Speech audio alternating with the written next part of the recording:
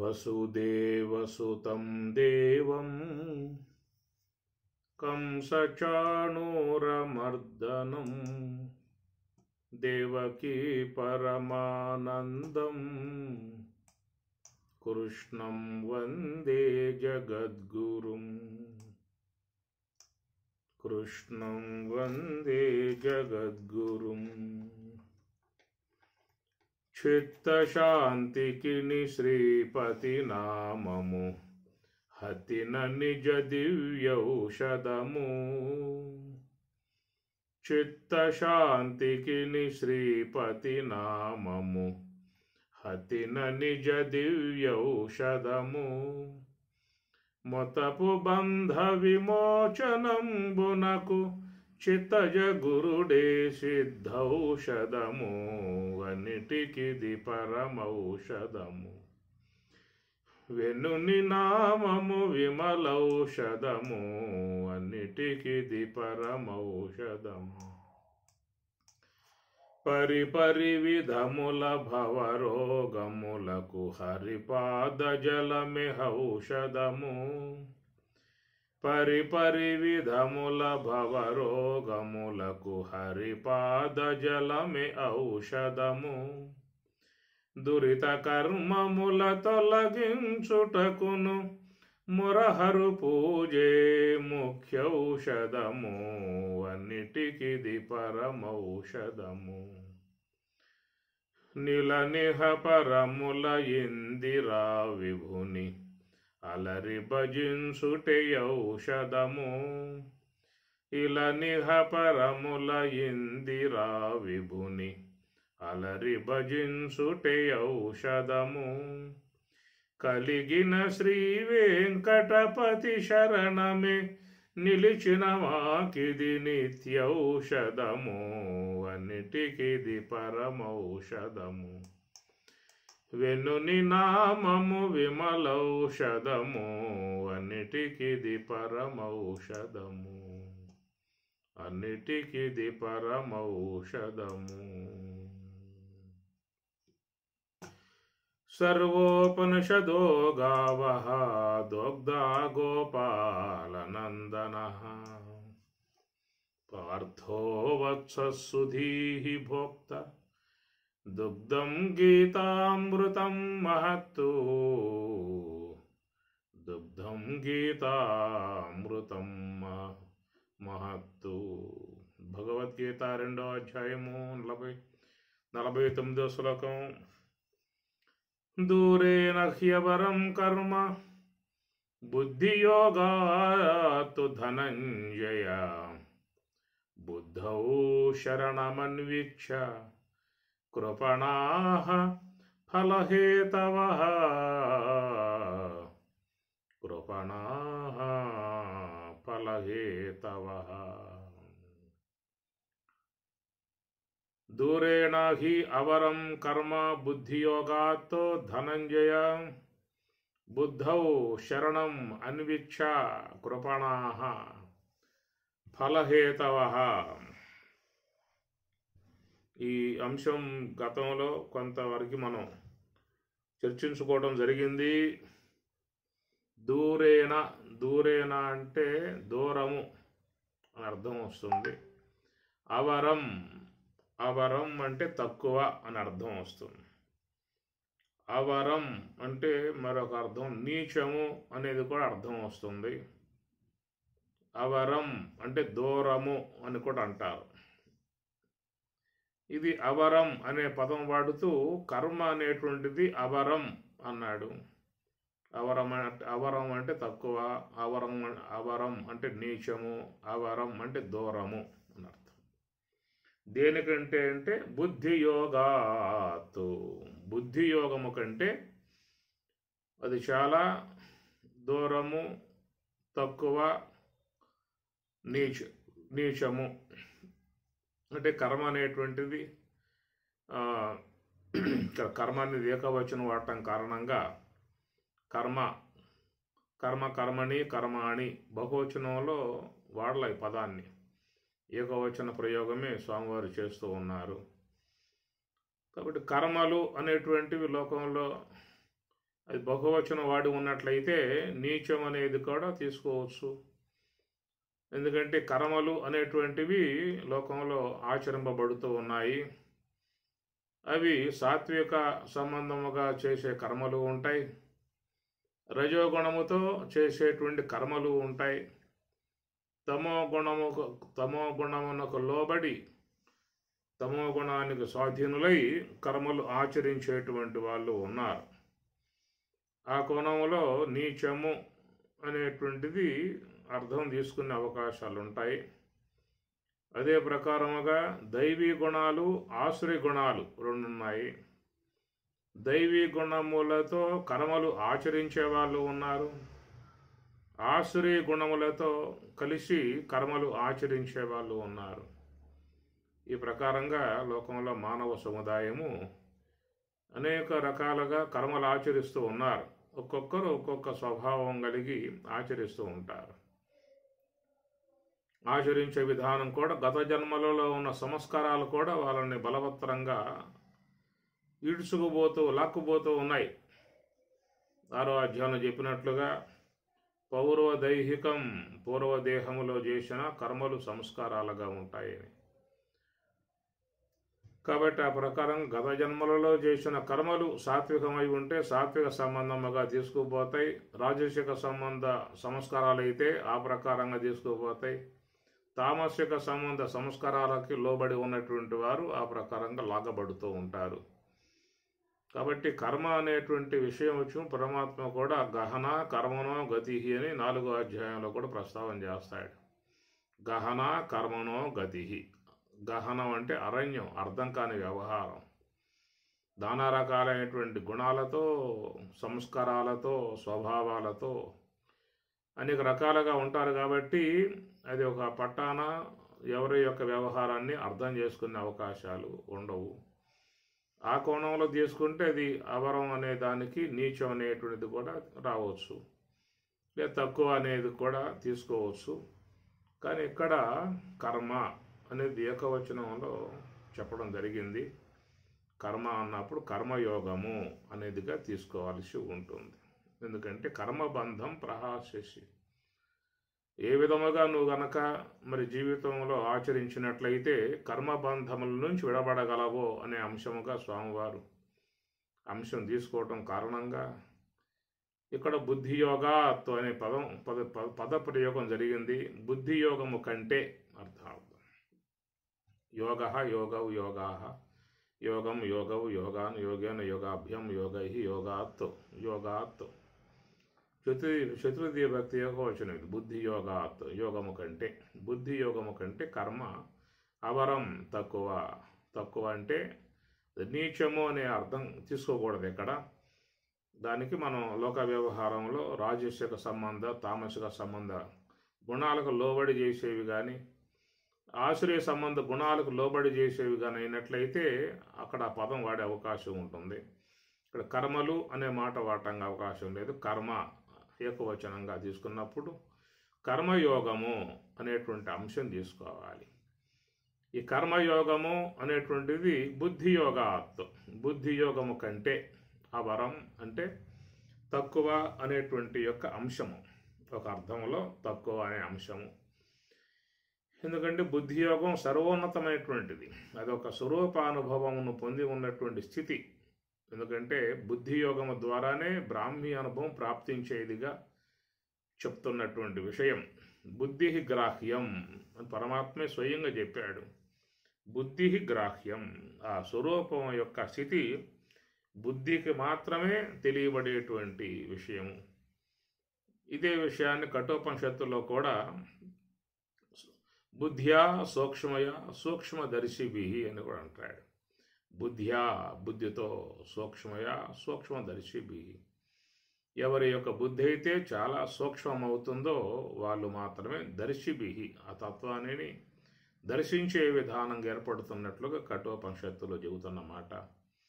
పరమాత్మ కూడా చాలా సందర్భాలలో బుద్ధికే ప్రాముఖ్యత ఇచ్చినటువంటి విషయము. బుద్ధి గ్రాహ్యం దదామి బుద్ధియోగం ఏన మాం ఉపయాంతి, ఏనా దేని చేత మాము నన్ను ఉపయాంతి పొందగలవో అలాగా నా స్వరూప అనుభవం బ్రాహ్మీ అనుభవాన్ని పొందింపజేయటానికి యోగ్యమై ఉన్నటువంటి బుద్ధి యోగాన్ని నీకు దదామి ప్రసాదిస్తున్నాను అని స్వామి చెప్పిన మాట. కాబట్టి ఈ ప్రకారంగా బుద్ధి యోగాత్ అన్నా సాంఖ్య యోగాత్ అన్నా జ్ఞాన యోగాత్ విజ్ఞాన యోగాత్ అన్నా సమాధి అని చెప్పినన్నా ఒకే అంశమును తెలియజేసేటువంటి పదాలు ఇవన్నీ కూడా. కాబట్టి ఇక్కడ మనకి బుద్ధి అనే పదం ఎందుకు వాడటం, ఇప్పుడు సాంఖ్యయోగం అన్నా కర్మ సన్యాసము అన్నా అట్లనే విజ్ఞాన యోగం అన్నా ఇవన్నీ కూడా స్వరూప అనుభవము యొక్క సంబంధమై ఉన్నటువంటిదిగానే మన భగవద్గీతలో తెలుస్తున్నటువంటి విషయాలు. మనం ముందు కూడా ఈ పదాలకి వివరణాత్మక అంశాలు వస్తాయి, అక్కడ దర్శించవచ్చు. అందువల్ల సాంఖ్యయోగాత్వం అన్నా విజ్ఞాన యోగాత్వం అన్నా కర్మ సన్యాస యోగం అన్నా ఒకే స్థాయిని తెలియజేసే విధానములో ఇక్కడ బుద్ధి యోగం అనేది కూడా అదే స్థాయిలో ఉంటుంది. ఎందువల్ల బుద్ధి యోగాత్వం అనే మాట వాడటం కారణం అంటే ఈ కర్మ అనేటువంటి కాడ మనస్సు పనిచేస్తూ ఉంటుంది. అనగా మనస్సుని శ్వాస మీద ఉంచి మనస్సును శ్వాస యందు ఉంచి నిశ్చలముగా ధ్యానం చేసే విధానం అది కర్మయోగం కింద వస్తుంది. దాన్ని కర్మ అన్నారు, లేదా కర్మయోగము అన్నారు. ఇది ఏంటంటే దానికంటే తక్కువగా భావింపబడుతూ ఉంటుంది. ఇక్కడ కొంచెం శ్రమతో కూడిన వ్యవహారం. కర్మయోగం అంతా కూడా నానా రకాలైన గందరగోళం, గజిబిజి. ఎందుకంటే ఇక్కడ అన్నీ విజృంభిస్తాయి. కర్మయోగం కాడ సాధకుడు చాలా పడేటువంటి ఇబ్బందులు చూస్తే అంత ఎంత కాదు. అనేక జన్మలుగా ఉన్న సంస్కారాలు విజృంభించే విధానము, లోన ఉన్నటువంటి గుణాలు విజృంభించే విధానము, ఈ స్వభావాలు ఇవి కూడా అడ్డుపడి చేసే విధానము. అందువల్ల ఈ కర్మయోగం యొక్క సంబంధ విషయం చూసినట్లయితే ఇక్కడ నానా తంటాలు పడే విధానము, నానా తిప్పలు పడే విధానము. చాలామంది ఇక్కడ ఈ విషయాల మీద రాజీ పడలేక వాటితో పోరాటం చేయలేక కూడా మరి వాళ్ళు దండం పెట్టి వెళ్ళిపోతున్న పరిస్థితి. మనుష్యానాం సహస్రేషు కశ్చిత్ స్వామి చెప్పిన మాట. అనేక వేల మంది దీంట్లో ప్రయత్నంలో ఉన్నా కానీ కశ్చిత్ ఒకనొకడో తప్ప మిగతా వాళ్ళంతా కూడా మరి జారిపోతూ ఉన్నారు, వీగిపోతూ ఉన్నారు. ఇది చాలా సంకులమై ఉన్నటువంటి విధానం. ఎందుకంటే ఇక్కడ మలదోషం ఉన్నది. మల విక్షేప ఆవరణాలు ప్రధానంగా పనిచేసే విధానం. ఇక్కడ మలదోషం అంటే సూక్ష్మదేహంలో అనేక జన్మలుగా పడి ఉన్నటువంటి దోషం, మలదోషం. దాన్ని కడుక్కొందే వాళ్ళు ఉన్నత స్థాయి వైపుకి ప్రయాణం చేసే అవకాశం లేదు. లభంతే బ్రహ్మ నిర్వాణం ఋషయ క్షీణ కల్మషాహ అని కూడా స్వామి చెప్పారు. ఋషులు క్షీణ కల్మషాహ, కల్మషములను క్షీణింపజేస్తున్నారని చెప్పి అన్నాడు. ఆ కల్మషాలు, మలదోషాలు మొత్తం పోవటం కారణంగానే వాళ్ళు లభంతే బ్రహ్మ నిర్వాణం, వాళ్ళు బ్రహ్మ నిర్వాణాన్ని పొందుతున్నటువంటి పరిస్థితిగా చెబుతున్నమాట.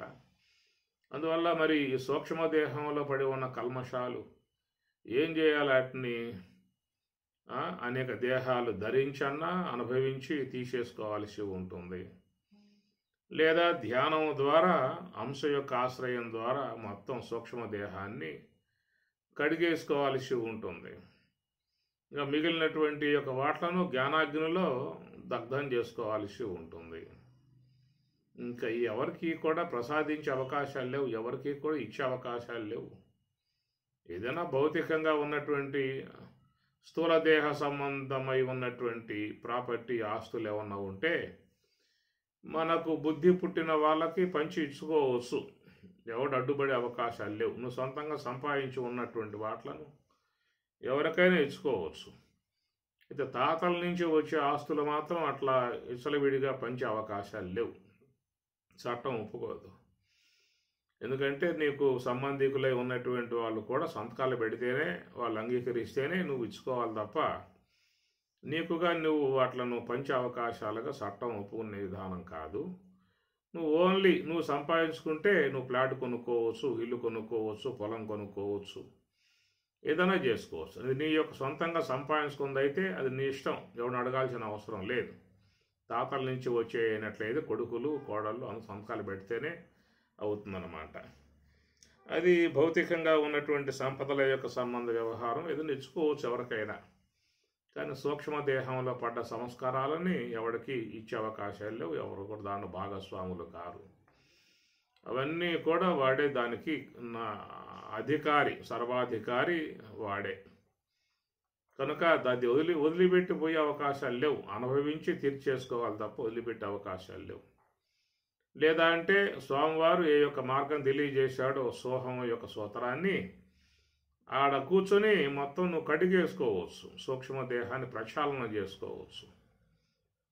దాని అమ్మవారు కూడా తప్తకాంచన పుష్ప సన్నిభము అని మాట కూడా వాడింది.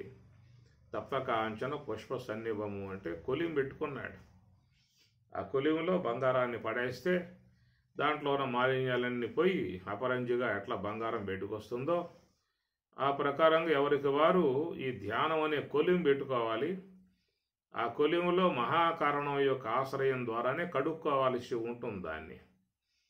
ఎందుకంటే ఇది స్థూల దేహంతో సంబంధం పడి సూక్ష్మదేహం వ్యవహరించిన విధానాలు కాబట్టి దీని ద్వారా వచ్చినటువంటి కల్మషాలు అవి. కనుక మళ్ళా స్థూల దేహంతో సంబంధం పడ్డా అది పోయే అవకాశాలు లేవు, కారణదేహంతో సంబంధం పడ్డా పోయే అవకాశాలు లేవు. సూక్ష్మదేహంలో పడ్డటువంటి మలదోషాలు, కల్మషాలు అవి కారణదేహంతో సంబంధం పడ్డా అది పోగొట్టలేదు, స్థూల దేహంతో సంబంధం పడ్డా అది పోగొట్టలేదు. ఇంక తెచ్చిపెడుతుంది తప్ప స్థూల దేహం అది పోగొట్టే విధానం కాదు. కొన్ని కారణదేహంతో సంబంధం పడితే ఏమన్నా పోతాయా అంటే కారణదేహం వాటికి బలాన్ని ఇస్తుంది, రక్షణ కల్పిస్తుంది. అది ఎందుకంటే అది వాటి కర్మవాసనలోకి కారణదేహమే దానికి రక్షణగా ఉండే విధానము. అది విరోధి కాదు, కారణదేహం విరోధి కాదు, రక్షణగా ఉంటుంది. అజ్ఞానంతో చేసిన కర్మలు కాబట్టి మరి అజ్ఞానం వాటికి అండగా ఉంటుంది తప్ప అది విరోధిగా వ్యవహరించే అవకాశాలు ఉండవు. అందుచేత నువ్వు ఒకవేళ కారణదేహంలో పోయి కూర్చున్నా కానీ నీలో ఉన్న కర్మవాసనలను ఆ కారణదేహం భద్రపరచి తిరిగి మరల నీకు అందిస్తుందే తప్ప వాటిని తుడిసివేసి కడిగివేసి వాటిని లేకుండా చేసే విధానంగా కారణదేహం మాత్రం చేయదు. అట్లనే మాయ అనేది కూడా సహకారిగా ఉండే విధానమే. ఎందుకంటే గీతలో మనకు 8వ అధ్యాయంలో అవ్యక్తాత్ వ్యక్తయ సర్వాహ ప్రభవంతి ఆగమే రాత్రి ఆగమే ప్రళీయంతే తత్రైవ అవ్యక్త సంజ్ఞకే అన్నాడు. రాత్రి ఆగమే, బ్రహ్మదేవునికి రాత్రి వచ్చినప్పుడు మరి విశ్వమంతా లైవ్ అయినప్పుడు సమస్త జీవులన్నీ కూడా తమ తమ సూక్ష్మదేహ ఇంద్రియాలతో అనాదిగా ఉన్న కర్మవాసనలతో పోయి అవ్యక్తతత్వముకు మాయలో నిశ్శబ్దం చేయబడతాయి జీవులన్నీ మళ్ళీ సృష్టి ఆరంభమయ్యేదాకా.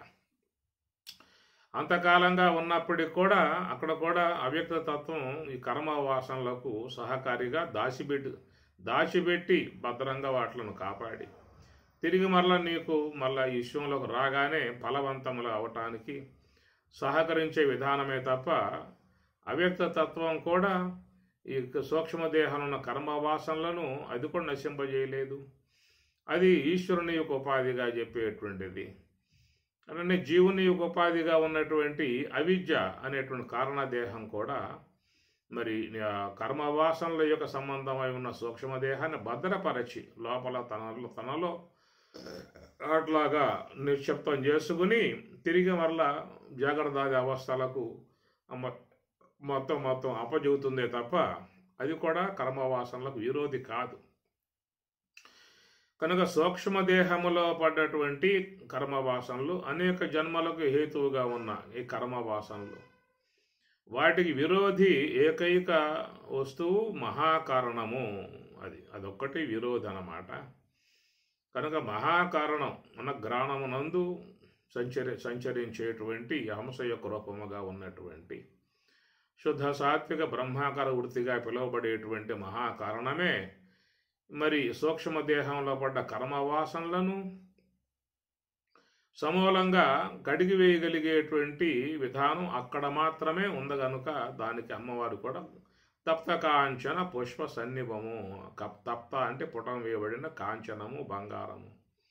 అది పుటం వేసిన బంగారం లాగా దాంట్లో ఉన్న మాలిన్యాలు పోగొట్టినట్లుగా అని చెప్పని అంటారు. అక్కడ మాత్రమే ఎవరైనా సూక్ష్మదేహం కల్మషాలు నశింపజేసుకోవటానికి గల అవకాశము ఉన్నది. అది అక్కడ తప్ప ఇంకెక్కడా కూడా సూక్ష్మదేహం యొక్క మాలిన్యాలు పోయే అవకాశము లేదు. ఒక్క మహాకారణము అనేది అది గాయత్రి స్వరూపముగా చెబుతూ ఉన్నారు, పరబ్రహ్మ స్వరూపముగా చెబుతూ ఉన్నారు. భగవంతుని యొక్క సాకార ఆకారముగా కూడా మన శాస్త్రాలు చెబుతున్నటువంటి విధానం. వాయో త్వం ఏవ ప్రత్యక్షం బ్రహ్మాసి అని శాంతి మంత్రములు చెప్పిన మాట. వాయువా నువ్వు సాక్షాత్కరించినటువంటి బ్రహ్మము అని ఆ మహర్షి కొనియాడాడు. గమాగమస్తం గమనాదిశూన్యం చిద్రూపదీపం తిమిరాపహారం యశామిదం సర్వజనాంతరస్థం నమామి హంస పరమాత్మ రూప అని ఆ మహాత్ముడు నమస్కారం చేస్తూ ఉన్నాడు. అమ్మ నువ్వు నమస్కారం అమ్మ, నువ్వు పరమాత్మ రూపము, సాక్షాత్ పరమాత్మ స్వరూపము. మా యొక్క జీవనాలకు బ్రతుకుని ప్రసాదించినటువంటి పరమాత్మ స్వరూపము. నువ్వు ఎక్కడి నుంచి పుట్టి వస్తున్నావో మాకు తెలియదు, కానీ నువ్వు మా అందరికీ కూడా నువ్వు జీవనప్రదముగా ఉన్నావు. నువ్వు లేకపోతే మా జీవితాలే ఉండే అవకాశాలు లేవు. ఈ శరీరంలో ఏవి ఉన్నా ఏవి లేకపోయినా బతకడానికి అవకాశాలు ఉన్నాయి, కానీ నువ్వు లేకపోతే మాత్రం బ్రతుకులు అనబడేటువంటి విశ్వంలో ఏ ప్రాణికి లేవు. ఈ ప్రపంచ దేశాలలో ఎన్నో వేల మంది, లక్షల కోట్ల మంది ఉన్నా కానీ ఇంకా భూగర్భములలో భూములో జలాల్లో ఆకాశాల్లో ఎన్ని ప్రాణులు ఉన్నా కానీ అన్ని ప్రాణులకు నీ యొక్క రక్షణలోనే జీవిస్తూ ఉన్న విధానం కనుక నమామి హంస పరమాత్మ రూప అని ఆ విధంగా నమస్కారం చేసిన విధానము అది పరబ్రహ్మ స్వరూపముగా భావిస్తున్నటువంటి విధానము సాక్షాత్తు గాయత్రి మాతగా చెప్తున్న విధానం. పవనే ద్విజాత ఆయు పృథివ్యాం ద్రవిణం బ్రహ్మవర్చసం మహ్యం దత్త ప్రజాతం బ్రహ్మలోకం. అక్కడ గాయత్రి అమ్మవారిగా మనకు తైత్రీయోపనిషత్తు నారాయణ ప్రశ్నములో వచ్చేటువంటి గాయత్రి మహామంత్ర వివరణగా చెప్పే విధానములో వాయువుని పవనే ద్విజాత రెండవ పుట్టుక గాయత్రి మాత, గాయత్రి స్వరూపముగా అజపానమ గాయత్రిగా చెబుతున్నటువంటిది. ఇదంతా కూడా ఒక మహాత్ముల యొక్క భావన. దాన్ని మనం అందుకోవాలంటే మనం కూడా వాళ్ళ మార్గంలో ప్రయాణం కొంత చేయాల్సి ఉంటుంది. ఎందుకంటే వాళ్ళు ప్రయాణం చేసి కదా మనకు ఆ విషయ ప్రతిపాదన చేసింది. మనకి అర్థం కావాలంటే వాళ్ళు సూచించినటువంటి యొక్క మార్గంలో కొంతైనా ప్రయాణం చేయగలిగితే వాళ్ళ భావాలు మన మనసుకి వచ్చే అవకాశం ఉంటుంది, మనకు తెలియబడే అవకాశం ఉంటుంది. మనం కేవలం ఒక శబ్దమాత్రముగా చెప్పుకుంటున్నామే తప్ప అనుభవ రూపముగా మనకి అవి అందటం లేదని చెప్పనంటే కారణం వాళ్ళు ప్రయాణం చేసిన వాళ్ళే ఉన్నారు, మనం ప్రయాణం చేయాలనే ఆలోచనతో ఉన్నటువంటి వాళ్ళమే ఉన్నాం. కాబట్టి ప్రకారముగా మరి ఆ సూక్ష్మదేహంలో పడ్డటువంటి సమస్త మాలిన్యాలన్నిటినీ కూడా కడుక్కోవటానికి యోగ్యముగా ఉన్న స్థలం అది మహాకారణ స్థలము. గమనించాల్సి ఉంటుంది. చాలామంది మీ క్లారిటీ అంశాలను చెప్పటం లేదు, ఏదో ఒక కాలక్షేప బఠానీలుగా మిమ్మల్ని రంజింపజేసే వాళ్ళు ఎక్కువ మంది ఉన్నారు. ఉపన్యాసాలు కూడా రంజకంగా సాగుతూ ఉన్నాయి. వినోదాలని అందించి వాళ్ళని కాస్త రంజింపజేయటానికి చాలామంది ప్రయత్నాలు చేస్తూ ఉన్నారు. మనకు వినోదాలు కావాలంటే చాలా ఉన్నాయి లోకంలో. సినిమాల్లో కూడా ఆ విధంగా వినోదాలు చూపించేటువంటి సన్నివేశాలు చాలా ఉన్నాయి. కనుక వాటి ద్వారా మనం వినోదాన్ని, ఆనందాన్ని లేదా సంతోషాన్ని పొందవచ్చు. కానీ ఇక్కడ తాత్విక కోణములో వినోదాలు, విలాసాలు, రంజింపజేయటాలు, సంతోషంపజేయటాలు, నవ్వింపజేయటాలు ఇక్కడ ఏం పెద్దగా అవసరం లేదు. విషయ ప్రతిపాదన కనుక తీసుకున్నట్లయితే కొంత ఆధ్యాత్మిక వాతావరణంలో ఆధ్యాత్మికత ఇలువల యొక్క సంబంధమై ఉన్న అంశాలు మనం కొంతవరకు పొందే అవకాశం ఉంటుంది. కాబట్టి అందువల్ల విషయాలు కొంచెం సీరియస్గానే తీసుకోవాలి, గ్రహించుకోవాలి. వాటిని యథాతథంగా ఉన్నటువంటి అంశాలని అర్థం చేసుకునే ప్రయత్నం కూడా చేయాలి. చాలామంది వాటికి మసిపూసి మారిడికాయ చేసి ఏదో అందముగా చూపించాలని చేస్తూ ఉంటారు. అందసందాలు మనకేం అవసరం లేదు. ఉన్న విషయం ఉన్నట్లుగా అర్థం చేసుకుంటే దాని నుంచి మనం ఏదన్నా పారమార్థిక ప్రయోజనం పొందే అవకాశం అనేటువంటిది ఉంటుంది. కాబట్టి ప్రకారముగా మరి ఈ మహాకారణ స్థలము 4వ స్థలము దీన్నే తురియము అని చెప్పి అన్నారు. 4వ ఆశ్రమము అని కూడా చెప్పారు. తురియాశ్రమము అని కూడా పదం వాడతారు. అనగా బ్రహ్మచర్యము, గృహస్థము, వానప్రస్థము, 4వది తురియాశ్రమము, సన్యాసము అని. అనగా బ్రహ్మచర్యము, గృహస్థము, వానప్రస్థము 3 చెప్పుకున్నట్లయితే 4వది మహాకారణము తురియాశ్రమం అంటారు. దాన్ని సన్యాసాశ్రమము అని చెప్పి అన్నారు. సన్యాసాశ్రమం అంటే ఏదో ఈ సంసారం నుంచి బయటపడటానికి ఆశ్రమాలకు పోయి విరజాహోమం చేయించి తన పిండం తానే పెట్టుకుని గంగలో మునకేస్తే గురువుగారు పిలిచి బట్టలు ఇచ్చి కట్టుకోరా అని చెప్పి కాషాయ గొడ్డలు ఇస్తే ఆ కాషాయ గొడ్డలు కట్టుకుని లోకంలో సన్యాసిగా పేరుగాంచి ఉన్నారు. మనం వాళ్ళ మహాత్ములుగా పూజ్యులుగా భావించుకుంటూ ఉన్నాం. సంతోషం. అది కేవలం లోక వ్యవహారాలుగా ఉన్నటువంటి విధానం తప్ప శాస్త్రపరంగా చూసినట్లయితే సన్యాసం అనేటువంటి యొక్క అంశము సోహము యొక్క సూత్రములో ఉండి ధ్యానములో ఉన్నటువంటి విధానం నుంచి స్వామివారు మొదటి అంశముగా చెప్పింది ఏంటంటే సర్వసంకల్ప సన్యాసి అనే మాట వాడారు. సర్వసంకల్ప సన్యాసి. ఆ ముందు ఈ సన్యాసం కావాలి నీకు. అనగా శ్వాసయందు మాత్రమే నిఘా పెట్టి మనస్సులో ఉన్నటువంటి సంకల్ప వికల్పములు అనబడేటువంటి ఏవైతే ఉన్నాయో మొత్తం కూడా దిగబెడతాలి. అవి లేకుండా చేయగలగాలి. ముందు ఈ సన్యాసాన్ని నువ్వు పుచ్చుకోవాలి. ఈ విధమైనటువంటి యొక్క సన్యాసివి కావాలి. ముందు ఈ సన్యాసివి కావాలి. ధ్యానములో అనేటువంటి అంశములో సర్వసంకల్ప సన్యాసి ఇది కాగలిగితే యోగా ఆరూఢ అన్నాడు పరమాత్మ. యోగా ఆరూఢ, సర్వసంకల్ప సన్యాసి యోగా ఆరూఢ. ఆరూఢ అంటే పైకి వెళ్తావు. దీని విషయం గురించి స్వామివారు మాట్లాడుతూ స్థూల దేహానికి ఆధారం శ్వాస, దానికి ఆధారం గుండలిని, దానికి ఆధారం సంకల్ప శక్తి, దానికి ఆధారం మనస్సు, మనస్సుకు ఆధారం బుద్ధి, బుద్ధికి ఆధారం జీవుడు, జీవుడికి ఆధారం ఈశ్వరుడు, ఈశ్వరునికి ఆధారం సర్వాధారం శుద్ధ బ్రహ్మము అని. ఈ క్రమంగా అధిరోహించి శుద్ధ బ్రహ్మము యొక్క స్థాయికి వెళ్ళటానికే యోగా ఆరూఢ అనే పదం వాడటం జరుగుతుంది. అది అలాంటి మార్గ విధానం నీకు రావాలని చెప్పి అన్నట్లయితే మరి నువ్వు స్వామి చెప్పినట్లుగా సర్వసంకల్ప సన్యాసివి కావాలి. ఆ తర్వాత ఏర్పడేటువంటి జ్ఞాన సన్యాస విధానంగా చూసినట్లయితే మరి సర్వేంద్రియములతో ఉన్న అనుబంధం మొత్తం తెగిపోతుంది. సర్వేంద్రియములో కూడా ఉపశాంతిని పొందే విధానం ఏర్పడుతుంది. ఈ విధంగా 20 తత్వాలుగా నిండు స్థూల దేహంతో ఎడబాటు, ఆ తర్వాత సూక్ష్మదేహంతో ఎడబాటు, కారణదేహంతో ఎడబాటు, ఈ అంశాలని అందంగా నీకు తైత్రీయంలో ఇచ్చినటువంటి మాటలు కూడా ఉన్నాయి. ఏతం అన్నమయం ఆత్మానం ఉపసంక్రమ్య, ఏతం ప్రాణమయం ఆత్మానం ఉపసంక్రమ్య, ఏతం మనోమయం ఆత్మానం ఉపసంక్రమ్య, ఏతం విజ్ఞానమయం ఆత్మానం ఉపసంక్రమ్య, ఏతం ఆనందమయం ఆత్మానం ఉపసంక్రమ్య. ఉపసంక్రమ్య అంటే దాటి దాటి దాటి దాటి అన్నమయ కోశం దాటి, ప్రాణమయ కోశం దాటి, మనోమయ కోశం దాటి, విజ్ఞానమయ కోశం దాటి కేవలం ఆనందాత్మికమై ఉన్న బ్రహ్మము యొక్క స్వరూప ఆ స్థితిని పొందే విధానములో తైత్రీయములో మీకు ఉపసంక్రమ్య అనే మాట వాడతాడు. ఈ ప్రకారము అనాత్మ నుండి విడబడి అనాత్మంత జడం కాగా, అనాత్మంత లయం కాగా, అనాత్మంత ఊడి కింద పడగా కేవలం యోగ సమాధిలో కేవలం బ్రహ్మం మాత్రమే తానై ఉన్న విధానం. బ్రహ్మవేద బ్రహ్మైవ భవతి, బ్రహ్మమును గుర్తించిన వాడు బ్రహ్మమే అవుతున్నాడు అనేటువంటి మాటలు. కనుక ఆ స్థితి ఒకటి ఉన్నది, దాన్ని తురియముగా చెప్తున్నమాట. ఆ తురియం అనే దాన్ని సన్యాసం అని చెప్పని కూడా చెబుతారు.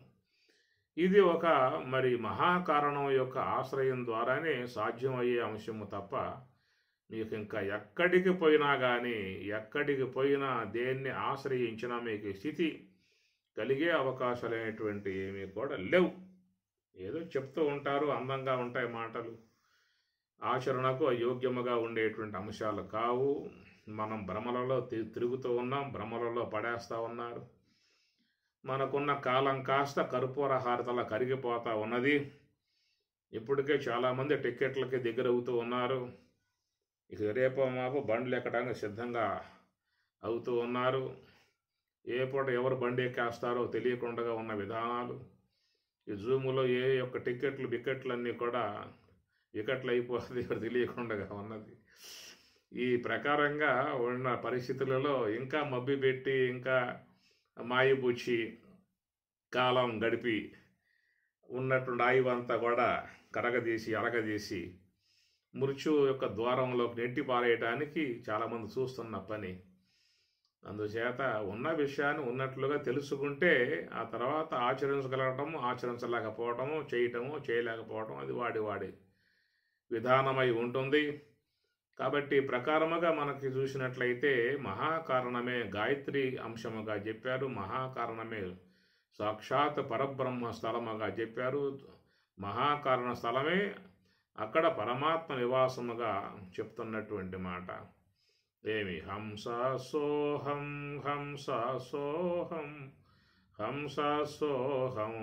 సోహం జీతి కేలతి పిండాండే.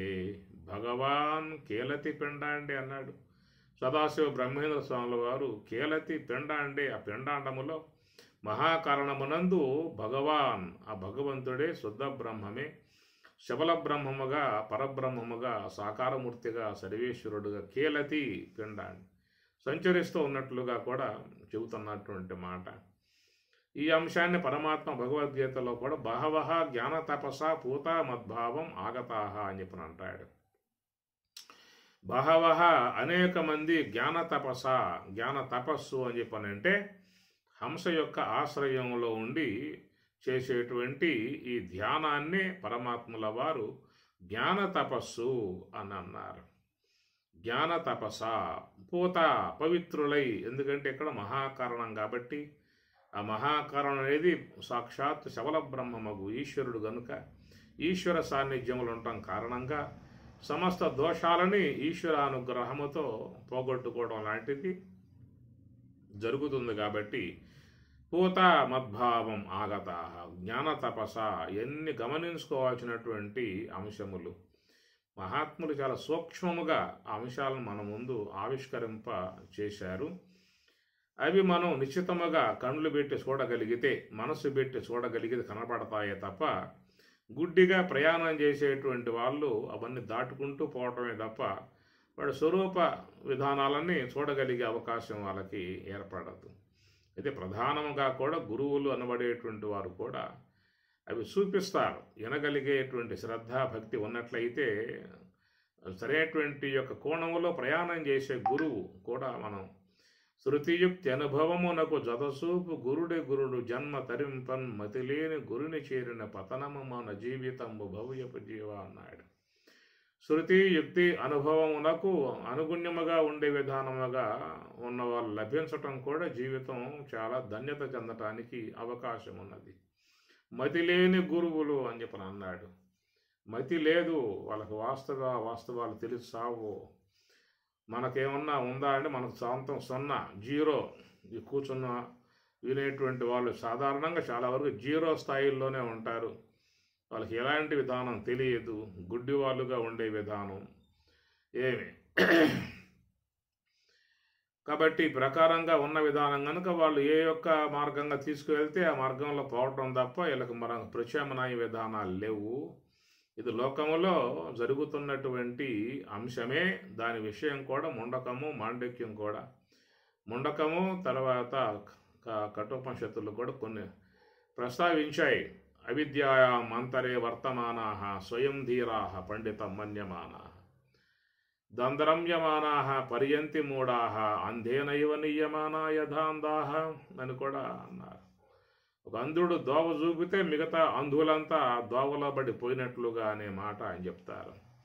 కనుక ఉన్నటువంటి ఆధ్యాత్మిక యొక్క సంబంధ అంశాలని సూటిగా చక్కగా చెప్పగలిగే వాళ్ళు లభించటం కూడా ఒక అదృష్టమే. కొంతైనా మన జీవితం ఒక ధన్యత మార్గంలో పయనించే అవకాశం అనేటువంటిది ఉంటుంది. అందువల్ల ఇక్కడ గమనించాల్సిన అంశము బహవః జ్ఞాన తపస. బహవః జ్ఞాన తపస పూత పవిత్రులై, అది మహాకారణం యొక్క ఆశ్రయం ద్వారానే పవిత్రులు కావాల్సి ఉంటుంది తప్ప మరొక విధానాలు లేవు. మీకు ఎక్కడా చెప్పలా. ఒక్క సోహం యొక్క సూత్రాన్ని మీకు అన్ని విధాయకాలుగా చెబుతున్న విధానం కాబట్టి అక్కడ ఆ మహాకారణ స్థలము సమస్త దోషాల నుంచి విడబట్టడానికి అవకాశం ఉంటుంది కనుక దాన్ని ఆశ్రయించాల్సి ఉంటుంది. దాని ద్వారానే అందరూ తమ తమ పవిత్రతలను పొందాల్సి ఉంటుంది. జీవుణ్ణి శుద్ధం చేసుకునే విధానము, కల్మషాలను మొత్తం తొలగింపజేసుకునే విధానము కనుక ఋషులందరూ కూడా, మహాత్ములందరూ కూడా అక్కడికే వచ్చి కూర్చున్నారు. గడగపోతాయి ఇంకా. నమోక్షో నపసః పృష్టే నపాతాలే నభూతలే మోక్షో హి చేతో విమలం సమ్యజ్ఞాన నిబోధతః అని వశిష్ఠ భగవానుల వారు కూడా చెప్తున్నమాట.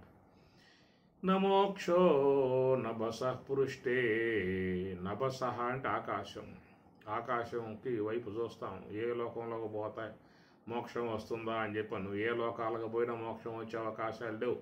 ఆ బ్రహ్మ భువనాత్ లోకాహ, ఆ బ్రహ్మలోకం పర్యంతం వరకు అన్ని లోకాలు కూడా పునః ఆవర్తిన తిరిగి వచ్చేటువంటి అని చెప్పి అన్నారు.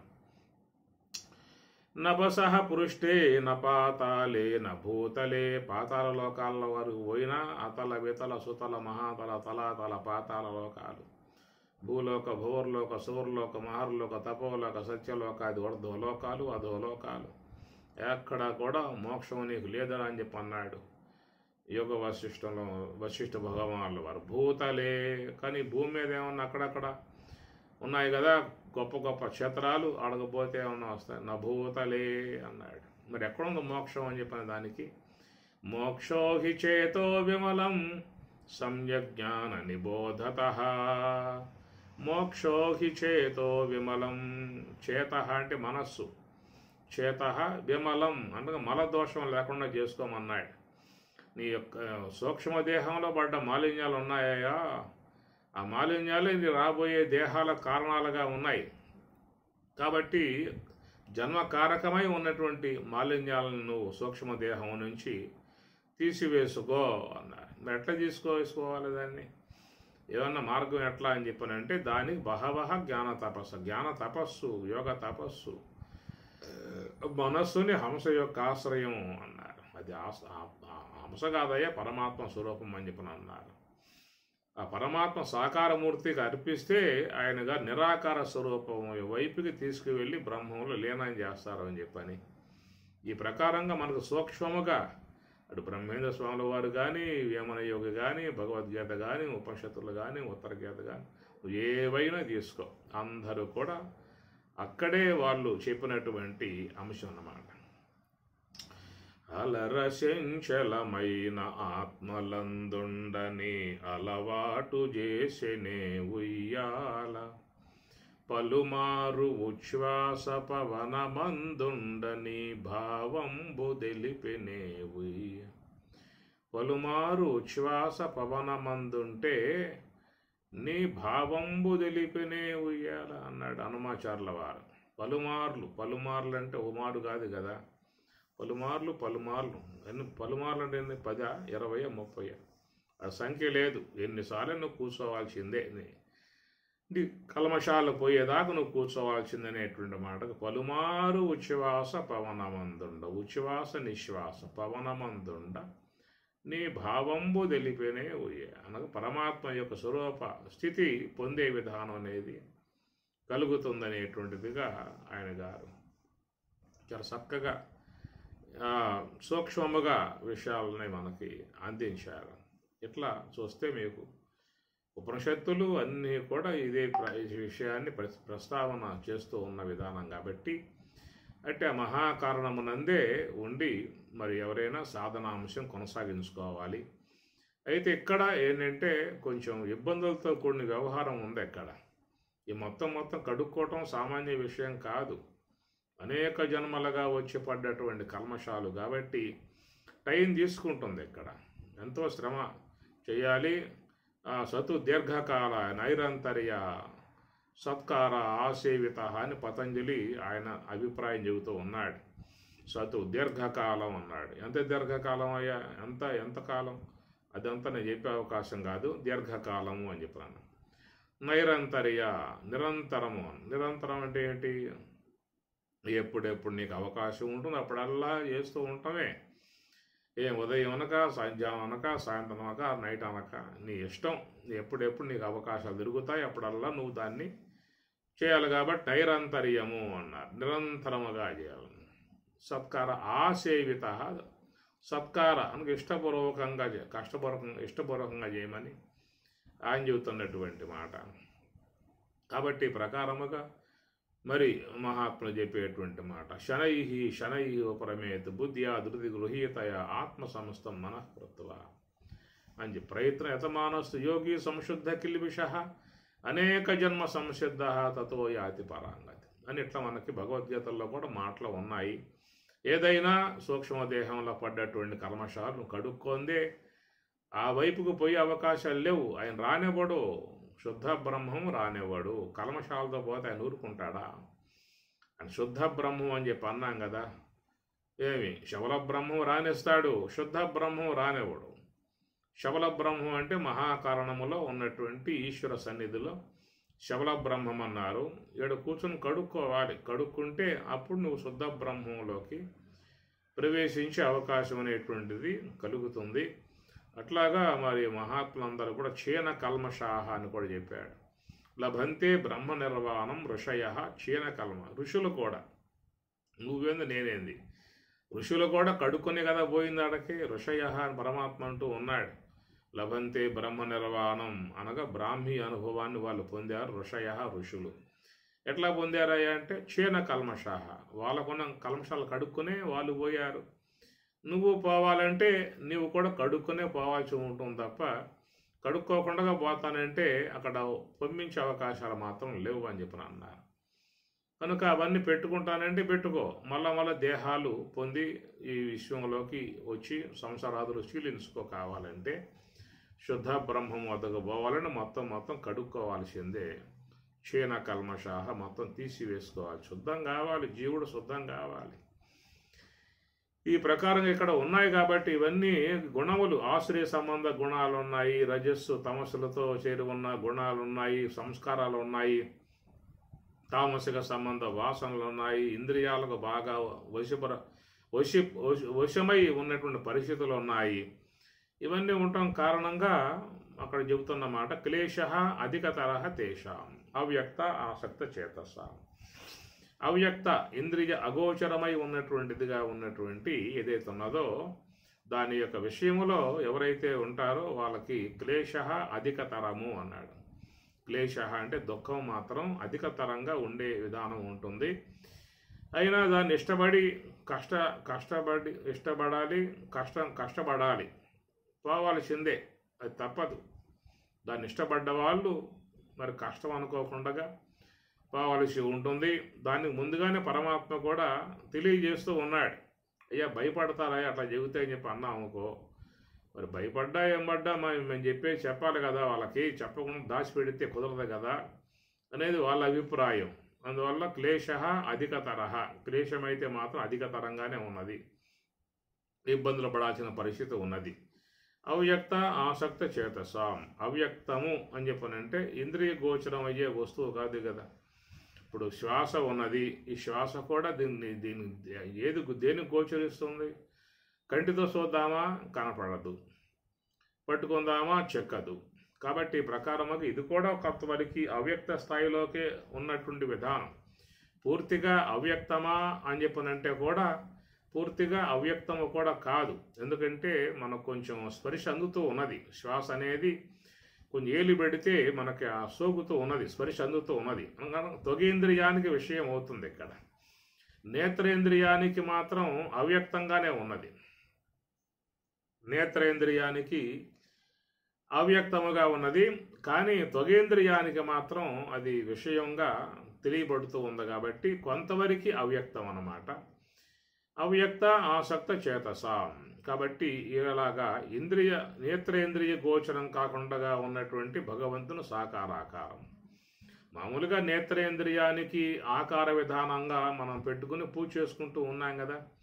మనం ఈ విషయాన్ని గతంలో కూడా చెప్పుకున్నాం, ఒకసారి మీకు జ్ఞాపకం ఉందో లేదో. అనగా భగవంతుని యొక్క సాకార అంశములుగా ఉన్నటువంటి వాట్లలో ఒకదాన్ని వాళ్ళు ఆరాధనా భావనగా తీసుకుని దాని యందు అర్చనాదులు కొనసాగించుకున్నట్లుగా మనం గతంలో చెప్పుకున్నాం. అది యజ్ఞయాగాదులన్నీ కూడా చూస్తే అగ్నిని సాకారమూర్తిగా తీసుకుని దాని ద్వారా దేవతలని ఆరాధించి అనుగ్రహాన్ని పొందటానికి ప్రయత్నం చేసిన భాగమే మీకు యజ్ఞములు యాగములు ఇవన్నీ కూడా. అవి ఋగ్వేదం యజుర్వేదాదులన్నీ కూడా మీకు అంశాలను బోధిస్తూ ఉన్నాయి. వాటిలో ఎక్కువగా మీకు వచ్చేది అగ్నిని ప్రధానంగా పెట్టుకుని దాని యందు సాకార విధానంగా ఏర్పాటు చేసుకుని దేవతలని ఆరాధించి వాళ్ళ ద్వారా ఒక ప్రసన్న భావన పొందుతున్నటువంటి విధానము. అది ఒకప్పుడు సాగింది బాగా. మీకు ఋగ్వేద యజుర్వేదాలలో మీకు ఆ అంశాలే వస్తాయి. మీకు అగ్ని యొక్క సంబంధ ఉపాసనే మీకు వస్తుంది. ఇక ఆ తర్వాత కాలంలో మానవులు కొంచెం కిందకు వచ్చి ఇక పృథ్వీ సంబంధమై ఉన్నటువంటి వాటిల యందు ఆరాధనా భావన పెంపొందింపజేసుకున్నారు. ఈ పృథివీ సంబంధమై ఉన్నటువంటివి అని చెప్పనంటే అనగా మృత్తు, రాయి,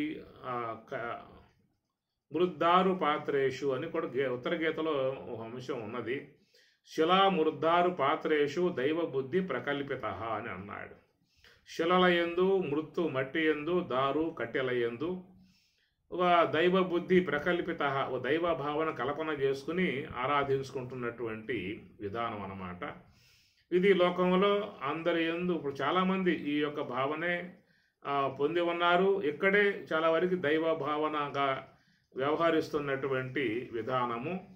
ఎందుకంటే సాకార విధానములో బాగా ఘనీభవించినటువంటి యొక్క వస్తువు పృథివీ. ఆ పృథివీ యొక్క సంబంధ వస్తువులైతే ఎదురుగా తాకవచ్చు, చూడవచ్చు, అవి అనేక రకాలైనటువంటి విధానంగా చేసుకోవచ్చు. కాబట్టి మానవుడు సౌలభ్యంగా ఉండే విధానంగా ఇక్కడికి వచ్చి కూర్చున్నాడు. అయితే ఇంతకుముందు ఇది లేదు. ఇంతకుముందు చూస్తే గత కాలంలో కేవలం అగ్ని యొక్క ఉపాసనే ఉండేది. అగ్ని యందే సాకారమూర్తిగా ఆరాధన చేసుకుని దేవతలను ఆరాధించే విధానముగా అగ్ని కాడే కూర్చోవడం జరిగింది. ఇక దానికంటే కొంచెం పైకి పోతే మీకు అందుబాటుగా ఉండేది అక్కడ ఒక వాయువు, అనగా శ్వాస. ఆ వాయువే మనలో ఊపిరిగా శ్వాసగా ఉంది కాబట్టి ఆ శ్వాసనే సాకారమూర్తిగా చేసుకుని ఆరాధన చేసిన విధానం యోగులు అనేటువంటి వాళ్ళు వస్తారు. కాబట్టి ఈ శ్వాస అనగా అది ఎందువల్లంటే అవ్యక్తం. చెప్పాం కదా, నేత్రేంద్రియ గోచర వస్తువు కాదు. కానీ త్వగేంద్రియానికి మాత్రం కొంత అది అందుతుంది. ఎందుకంటే త్వగేంద్రియం అనబడేటువంటిది వాయుతత్వంతో ఏర్పడింది. ముఖ్యంగా త్వగేంద్రియము వాయుతత్వంతో ఏర్పడింది కాబట్టి వాయువు యొక్క కార్యమై ఉన్నటువంటి త్వగేంద్రియం మాత్రమే ఆ యొక్క వాయువు యొక్క స్పర్శ గ్రహించగలిగే విధానం ఉంది తప్ప నేత్రానికి గోచరింపబడే వస్తువుగా లేదు. కానీ లోపల మనసుకు మాత్రం ఆ భావన తోస్తూ ఉంటుంది. రెండు కన్నులు ముకులించి ఆ శ్వాస గమనాన్ని లోన ఉన్న తెలివితోనో లేదా మనసుతోనో గమనించే విధానం ఏర్పడింది కాబట్టి అక్కడ భగవత్ సాకార ఆకారముగా మరి దాన్ని గమనిస్తూ అట్లాగే ఉంటూ మనసులో ఉన్నటువంటి కల్మషాలని తొలగింపజేసుకునే విధానము, మనస్సులో ఉన్నటువంటి ఆలోచన భాగాలని తొలగింపజేసుకునే విధానము ఇక్కడ పెట్టుకోవడం జరిగిందనమాట. ఎందుకంటే ఇక్కడ నేత్రాలు మూసి ఉంటాయి. ఇక నా చెవులకి ఎలాంటి పని లేదు, నోటికి పని లేదు. ఇక మనస్సు కూడా లోపల ఉన్నది కాబట్టి ఇక లోపల ఉన్నటువంటి ఆ శ్వాసను గమనించే విధానంలో ఇక వాడు లోపలే ఉండే విధానం అవుతుంది తప్ప బయటకు వచ్చే అవకాశాలు ఎక్కడ లేవు. బయటికి రావటం అంటే అగ్ని ఉపాసన పెట్టావు అంటే నువ్వు బయటకు వచ్చి కూర్చోవాల్సిందే. అదే పృథివీ సంబంధమై ఉన్నటువంటి మృత్తు దారు పాత్రేషు, మృత్తు శిలా మృద్దారు పాత్ర అలాంటివి పెట్టుకున్నట్లయితే పూర్తిగా బయటకు వచ్చి కూర్చోవాల్సిందే ఇక్కడ. ఇక వాటి అందే ఈ షోడశోపచారాలుగా, అష్టోత్తరనామాలుగా, సహస్రనామాలుగా, అభిషేకాలుగా, ఇంకా అవన్నీతో పాలతో అభిషేకము, నేతితో అభిషేకాలు ఇవన్నీ చేసుకుంటూ తృప్తి పడే పరిస్థితి ఏర్పడుతుంది. ఇది చాలా తక్కువగా ఉన్నటువంటి యొక్క అంశము. దానికంటే కొంచెం పైగా ఉన్నది అగ్ని యొక్క సంబంధ ఆరాధన. ఇంకా దానికంటే పైకి పోతే నీకు మరి ఆ యొక్క వాయువు కాబట్టి అది నీలో మహాకారణముగా అది పరమాత్మ నుంచి పుట్టి వస్తున్న సాకార ఆకారముగా అక్కడ మహాత్ములు కూర్చున్నారు. ఆడకపోతే ఏమవుతుందని చెప్పంటే నీకు పూర్తిగా బయట ఉండే అవకాశాలు లేవేక. బయట ఉండే అవకాశాలు లేవు. ఎందుకంటే నేత్రం ద్వారా బయటకు వచ్చే అవకాశాలు లేవు, శ్రోత్రం ద్వారా బయటకు వచ్చే అవకాశాలు లేవు, జిహ్వ ద్వారా బయటకు వచ్చే అవకాశాలు లేవు. నువ్వు కేవలం ఆ శ్వాసగాడే కూర్చున్నప్పుడు లోన ఉన్నటువంటి ఆ మనస్సు, లోన ఉన్నటువంటి ఆ శ్వాసనే గమనిస్తూ ఇక లోపలికి ప్రయాణం చేసి లోపల ఉన్నటువంటి ఆ స్వరూప బ్రాహ్మి స్థితి వైపుకి ప్రయాణం చేయడానికి మంచి అవకాశం అనేటువంటిది ఉంటుంది. అందువల్ల మహాత్ములందరూ కూడా చూస్తే ఈ మార్గాన్ని అవలంబించి యోగులై వారు బ్రహ్మము యొక్క స్వరూపానుభవాన్ని పొందే విధానముగా ప్రయాణం చేసిన వాళ్ళు. ఇది తప్ప నాణ్య పంథ అయనాయ విద్యతే. ఇది కాక మీకు ఇంకొకటి అనేటువంటిది ఎక్కడా కూడా చెప్పిన దాఖలాల్లో ఒకవేళ మీరు అన్వేషణ చేస్తే కూడా చేయవచ్చు, ఏదైనా ఉంటే కూడా మీరు కూడా ఏదైనా చెప్పవచ్చు, ఎందాం, తప్పేం లేదు. మనం చూసినట్లయితే శాస్త్ర విధానములో మీకు, ఎందుకంటే ఇప్పుడు వాయువు తర్వాత పైకి పోతే ఇంకా ఆకాశమే ఉందన్నమాట. అది అందే వస్తువు కాదు, భావన గోచరం పడేటువంటిది కాదు. మనసు ఏదైనా లగ్నం చేయాలంటే అక్కడికి పోయి వేసే అవకాశం లేదు. కాబట్టి వాయువు అనే దాంట్లో సంచారం అనేది ఉంది కనుక సంచార భాగాన్ని పట్టుకొని అక్కడి నుంచి కదలని స్థాయికి, కదిలే స్థాయి యొక్క విధానం నుంచి కదలని స్థాయికి పోయేది చక్కగా మీకు ఏర్పడుతుంది. ఎందుకంటే మీరు గమనించండి, మనసు అనేటువంటి వస్తువులో కూడా రెండు అంశాలు చెప్పారు కదా, కదలని ఆకాశాంశం కదిలిడి పవనము చేరి కదా మనసు అయ్యనని చెప్పి అన్నారు. అందువల్ల మనస్సు అంతఃకరణం అని చెప్పి అన్నప్పుడు దాంట్లో కదలని ఆకాశమగు వాయువు ఆకాశము, కదలని అంశమగు ఆకాశము ఉన్నది, కదిలేటువంటి అంశమగు వాయువు ఉన్నది. అందువల్ల కదిలే అంశముగా ఉన్నటువంటి వాయువుతో కదిలే అంశాన్ని మీరు కనుక ఏర్పాటు చేసినట్లయితే ఆ తర్వాత కదలని అంశముగా ఆకాశ పరిధికి వెళ్ళిపోయే పరిస్థితి ఏర్పడుతుంది. అది ఒక స్తబ్దత అనేటువంటిది వచ్చేస్తుంది. ఈ అంశాన్ని మీకు తైత్రజ్యంలోనే చక్కగా చెప్పారు. ఆకాశ శరీరం బ్రహ్మ సత్యాత్మ ప్రాణారామం మన ఆనందం శాంతి సమృద్ధం ఇది ప్రాచీన యోగ్య పాస్వ అని చెప్పినంటూ ఆడ మీకు ఆప్నోతి స్వరాజ్యం ఆప్నోతి మనసస్పతిం వాక్పతి చక్షుష్పతి శ్రోత్రపతి విజ్ఞానపతి అనంటూ చక్షువుకి పతి, సూత్రమునకు పతి, జహ్వకు పతి అనగా ఇంద్రియాల యందు ఒక పట్టు సాధించటము, ఒక ఇంద్రియాల యందు ఒక ఆధిపత్యాన్ని సాధించిన విధానంగా అక్కడ మహర్షి అక్కడ తన భావాన్ని వ్యక్తం చేస్తూ ఉన్నారు. చెప్తూ చివరికి ఇంకా ముందుకు పోయి ఏమన్నాడంటే మన ఆనందం అని చెప్పని అన్నాడు. మనస్సు కేవలం ఆనంద స్థితిలో మునిగిపోతుందని చెప్పని అన్నాడు. మన ఆనందం అని చెప్పనంటూ ఆకాశ శరీరం అని చెప్పని అన్నాడు. ఆకాశ శరీరం అని చెప్పనంటే ఎప్పుడైతే నువ్వు వాయువు యొక్క అంశ యొక్క ఆశ్రయంగా ప్రయాణం చేశావో, ఎప్పుడైతే ఆ సంచారం అనగా మనస్సులో ఉన్న కదలికలు వాయుతత్వం ఆగిపోయింది, తర్వాత వాయువులో ఉన్న కదలికలు వాయువు కూడా ఆగిపోయింది. రెండు ఆగిపోయే విధానంగా చెబుతూ ఉన్నారు.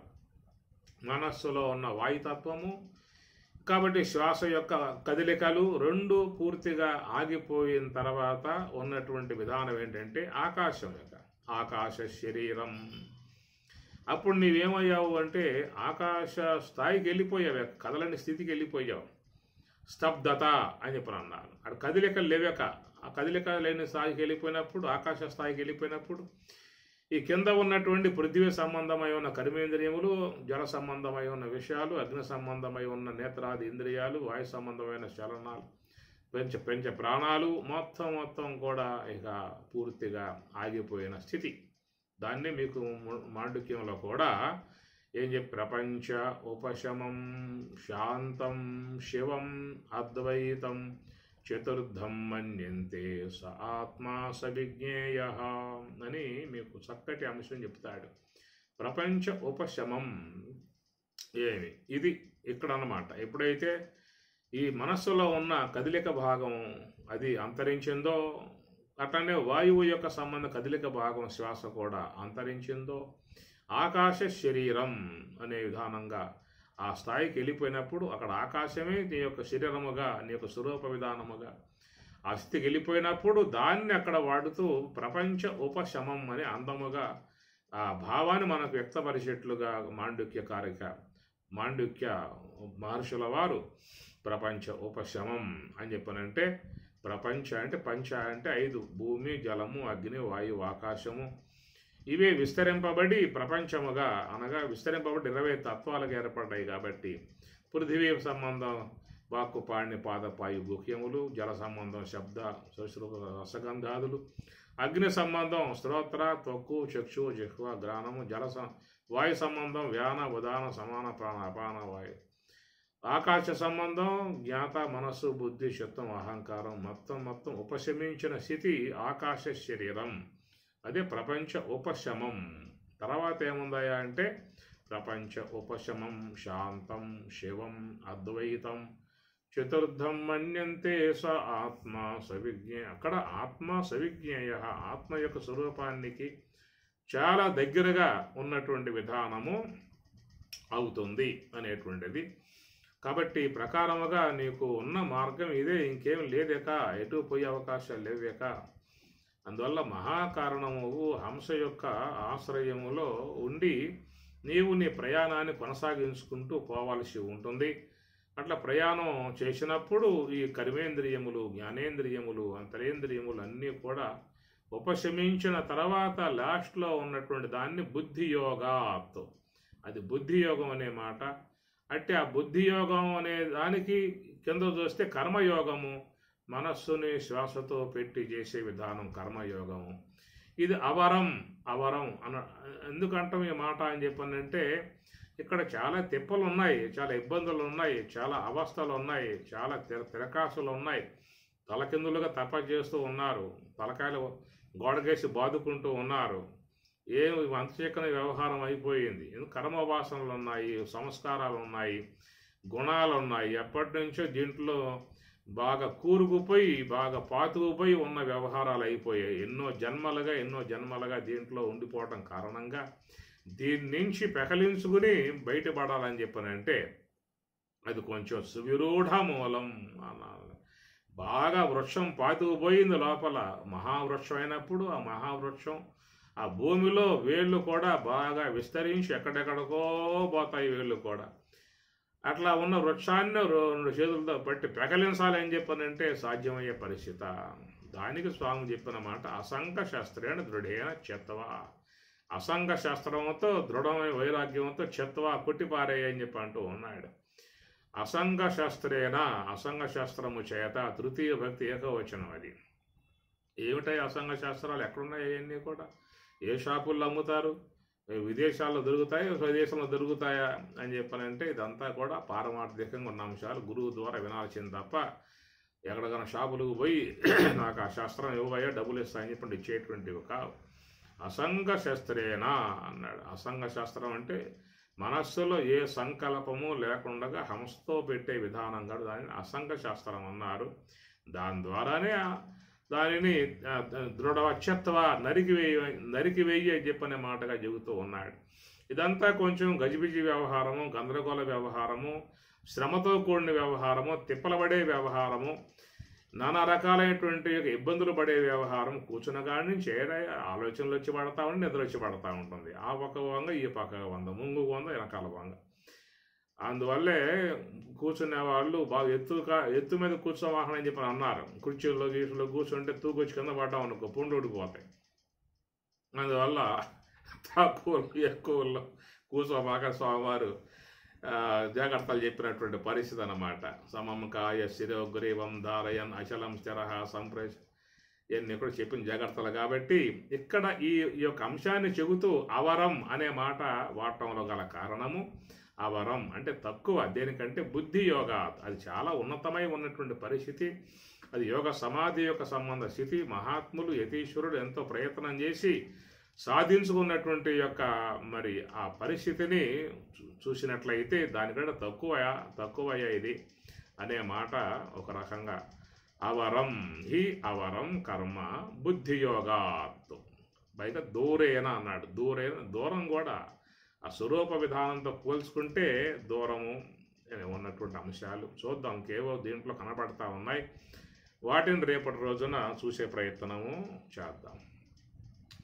ఓం సహనా భవతు సహనౌ భునక్తు సహ వీర్యం కరవావహై తేజస్వినావధీతమస్తు మా విద్విషావహై. ఓం శాంతి శాంతి శాంతి.